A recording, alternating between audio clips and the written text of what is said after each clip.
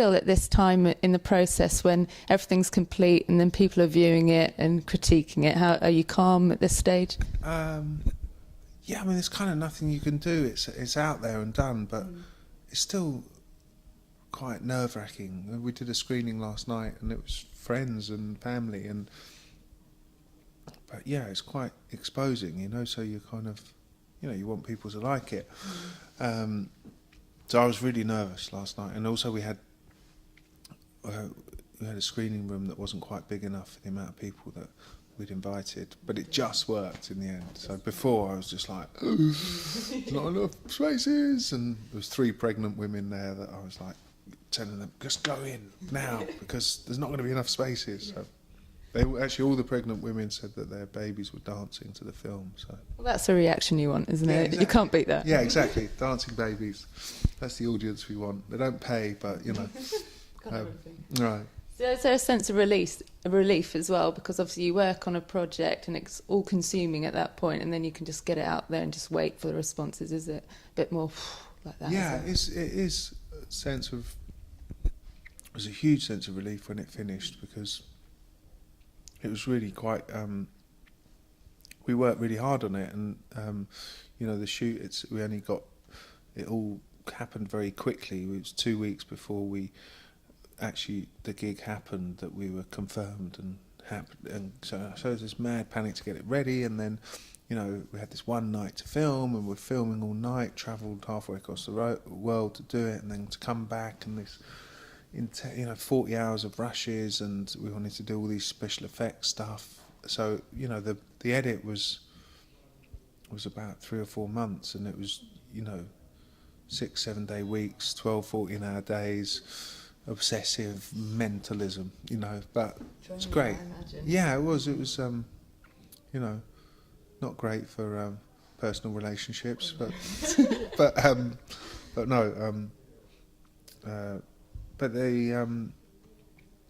but yeah, now it's really overwhelming, the response it's getting. It's just, you know, we've got 5 stars in Empire, you know, these amazing reviews that people are, and it's just you know, in the cinema last night at this screening, it was you really sense when people are bored when they're watching something you've made. You can really, you just feel them fidgeting, and I thought it was only maybe 3 or 4 times that there was fidgets, and the fidgets didn't go. They weren't bored for too long, so it was good. Yeah. When you watch it back, though, do you see any bits that you think, "Oh, I wish I'd tweaked that"? Is there ever a process where you think that's perfect? Or no, there was loads that you're just kind of like, "Oh, I wish I'd done that. I wish I'd done this," and then some bits where you're like, "Oh, that works, doesn't it?" Where it's like, "I'm glad we kind of changed that around to make that work, and actually that was the right decision." Yeah. And you know, the thing is that there's a point when you can't go on forever. You have to stop, and you only have a certain amount of ingredients, and there's any number of ways of putting them together. But yeah, it was, you know, there was a lot of rushes, and I don't feel that I really knew the rushes as well as I would have liked, because there's 40 hours of them. You know, yeah. Rushing on the rushes. So I want to talk about your relationship with the Chemical Brothers, because according to the internet, you've been collaborating for over 18 years. 18 years, yeah.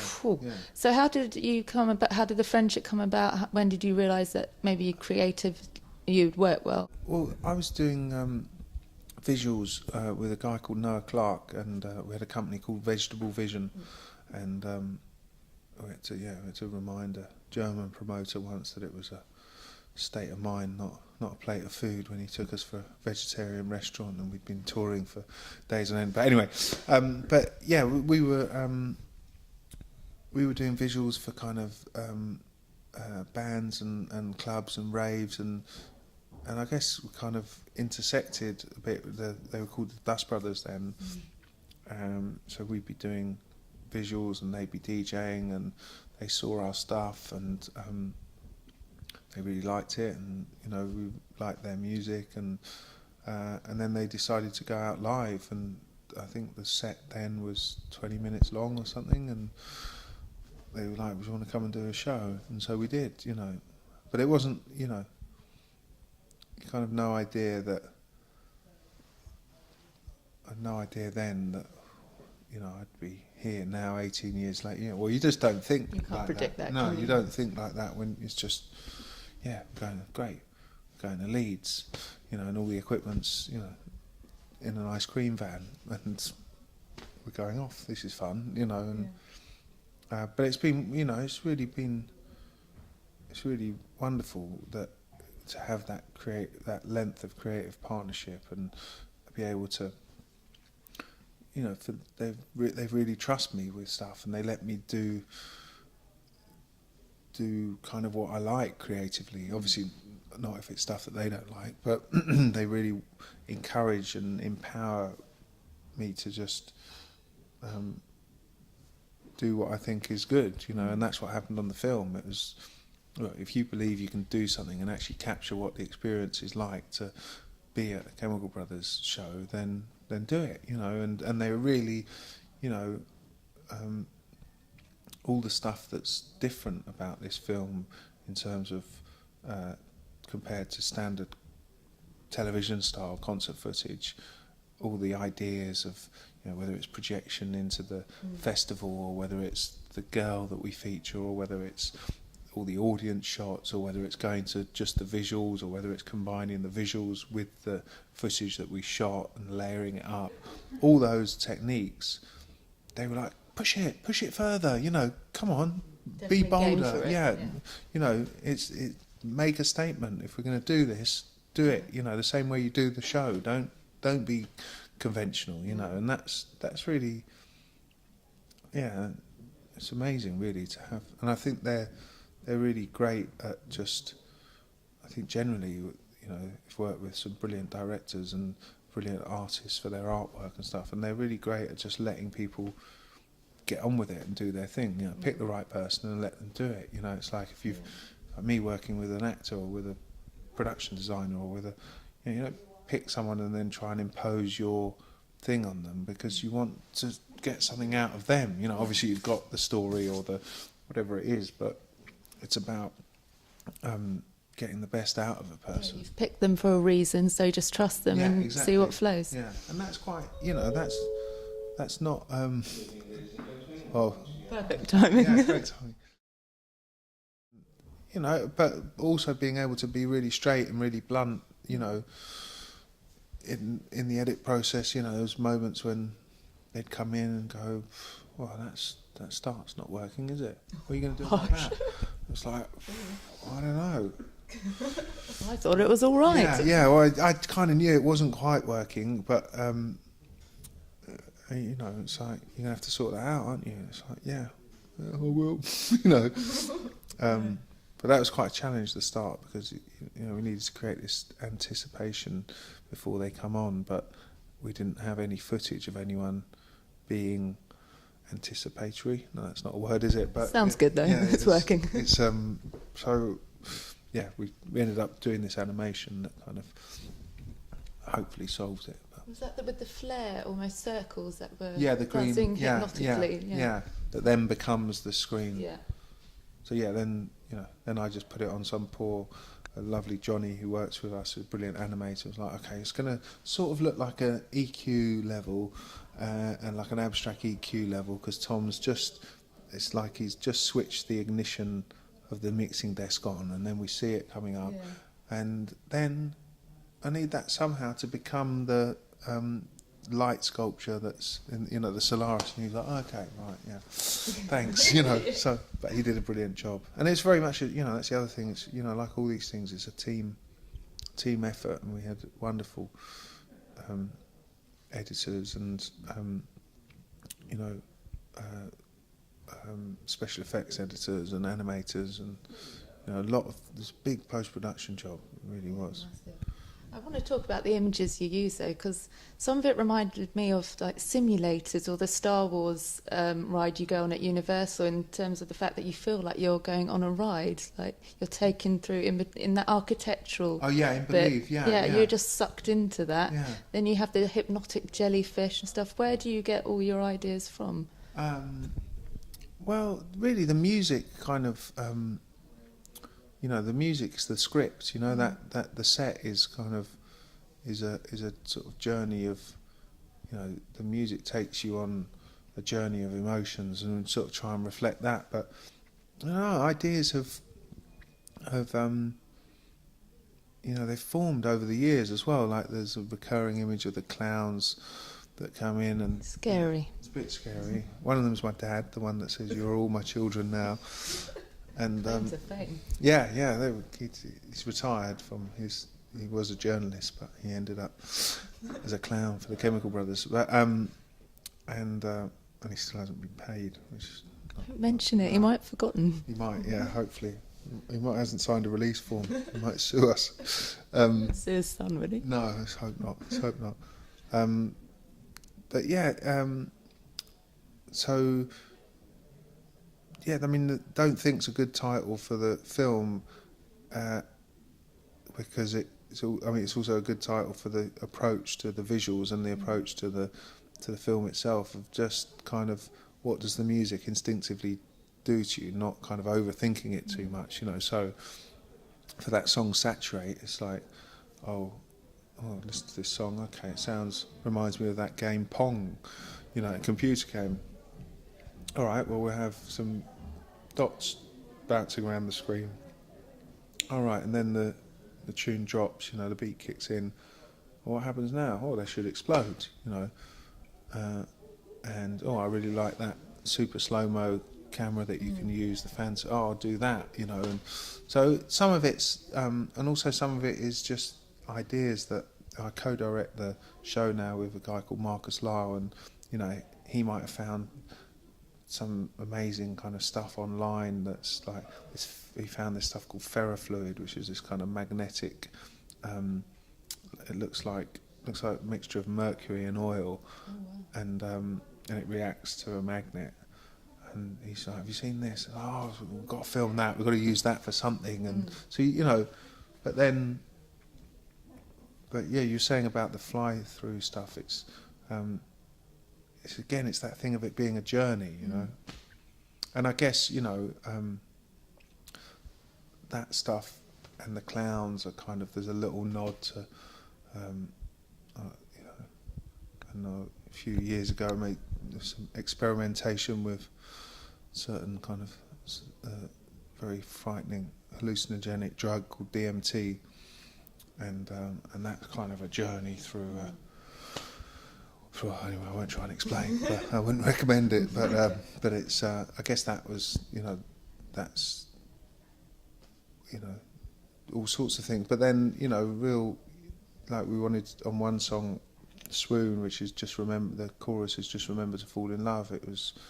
We were looking at things like the trailer for Love Story and quite obscure, isn't it? And then trying to make an abstract version of that, of like, well, let's try and tell a love story in abstract form, so got these figures that have got textures in them, and the kind of textures are sort of memories and stuff, and the boy and a girl kind of running in super slow motion, and almost their hands reach out and they almost connect, and they don't quite connect, and then they do connect, and then the faces come together, and then we filmed them on trampolines being in love.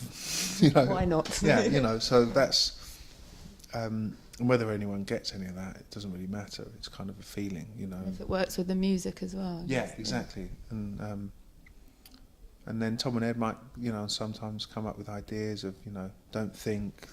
We shot a whole load of stuff for that, and Tom was like, "No, I just want it to be that road sign, like the Don't Walk road sign." Simple. Yeah, and he was right. It's kind of,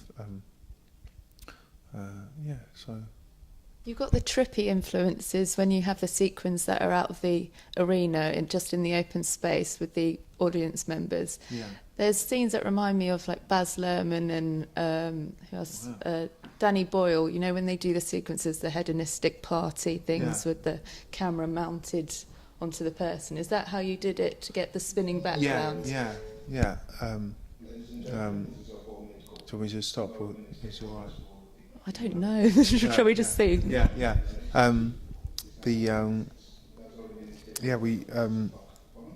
the stuff with the girl around the festival, yeah, we used one of those camera mounts that mount it to them, and it's very effective, isn't it? yeah, it works. I think the first time I saw it's in Mean Streets, Yeah. Harvey Keitel. I've used it quite a lot on music videos for like the streets, and did a video for Madness with Jamie Winston running around Soho, the same sort of technique, and yeah, the off your nut camera. Always works a treat. Yeah, it does. It kind of captured that feeling, you know, really well, of discombobulated or whatever, you know. That's one of my favourite words. It's a good word, Yeah, isn't it? brilliant. Yeah, yeah. And the people you picked from the audience, did you just look for people that had really expressive faces, or? Yeah, I mean, it was 4 brilliant camera operators who weren't, put 4 cameras and said to them, you've just got to find people in the audience that are brilliant, and we put little notices saying, please don't look in the lens, just enjoy the show, in Japanese, and they all went out there and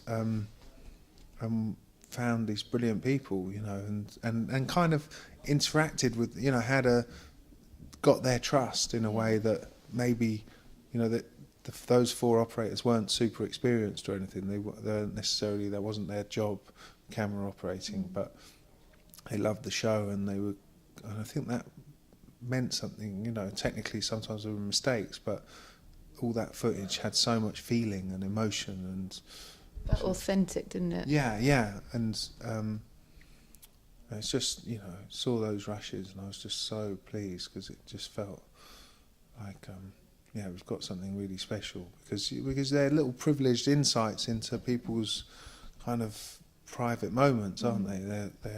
And people totally lost in the moment. They're not thinking of, I'm being filmed, or they're not, you know. And if that was England, it would more than likely be, you know, yeah, exactly, yeah, gurnings, Fame hungry. Hello Mum tactics, you know. But yeah, It's quite nice because you saw the euphoria on the guy's face when his favourite song was played, and moments like that you remember when you think back to the film. So it's a nice. He's amazing, aspect. isn't he? The guy with the shaved. Yeah. No one's seen it that was in the film, so I hope they like it. How could you not? No, I don't know. It might be, you know. No, I think he will. I hope he will. He clearly likes the gig, doesn't he? Yeah. I always think when he's looking up like that, I don't know what he says, but it's like he's thanking God or something. It does look You like know, that. it's Best moment of his life, I think. yeah, it looks like it, which is good. It's lovely, you know, that the show has that much of an effect. Yeah. You had 20 people filming, or 20 cameras at least. So what were you doing during the day? Were you darting between each spot, or did you have walkie-talkies? For the show, I was in the outside broadcast. We did sort of very detailed briefs with storyboards with all the operators. It was kind of a bit of a military operate, you know, having I guess. Yeah, having to have these meetings, you know, really clearly saying what we were after, and then I went in the outside broadcast truck and worked with the Japanese director, getting those cameras in the right places, and just had to trust that the rest of them were going to do what we'd asked, you know, and the producers were watching the fixed cameras that we had that were on Tom and Ed, and there was a remote control on that. So, but we'd worked out kind of You covered everything. Yeah, what we wanted, but you can't really work it all out because you don't know what's going to happen, you know. So, and then we went off. I went off with one crew and filmed robots and the girl Mario who's in it, and around the festival, and some projections, and Marcus, one of the producers, went off with another camera crew and filmed more robots, and so we just accumulate, you know, just got vast amount of footage. Yeah, 40 hours I think it was, or 50 hours. Fun for the editors. Yeah, a lot of fun for the editors. Yeah. Well, I think I've got to wrap this up now, but can you just tell people where they can view the film? Where they can view the film? It's going to be on at the BFI on the 3rd of February. That's with a Q&A session as well? Yeah, and a Q&A afterwards, and then it's going to be at the Curzon on the 9th of February. I think general release on the 3rd of Feb, so it'll be Odeons and Views and all sorts of places, but BFI is the place to see it, isn't it, Tim? That's, yes. You know, that's big nod over there. Yeah. And I'm doing a little talk at the BFI at 6 o'clock, 6 till 8 I think it is, on the 3rd, where one of the dancers from the show is going to come and help me demonstrate how we filmed the dot men, you know, the dot, and I'll also sort of demonstrate various techniques that I've used over the years and show some old work. And so it's good for any aspiring video makers, yeah, and filmmakers to come to. Yeah. Well, I don't know. Yes, it is. You don't need to say that, but I will. Okay, well, thank you for talking to me today. Well, thanks very much. And well done, brilliant Cheers. film. Thank you. Thank you.